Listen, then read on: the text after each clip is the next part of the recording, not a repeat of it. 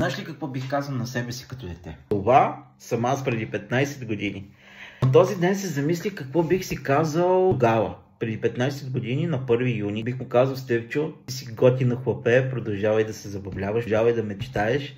И ще дойде ден, в който хората няма да те гледат защото си в инвалидна количка и защото си малко по-различен, а защото си готин, защото помагаш на останалите. Много харесвах Спайдърмен като малък и сега го харесвам, защото е за мен един от най-непринудените супергерои. Толкова е чист сам по себе си и наивен, но в същото време отговорен и помага на останалите. И много исках да бъда Спайдърмен като малък. Как да кажа на онзи Стев, че преди 15 години, че ти ще бъдеш Спайдърмен, но под различна форма.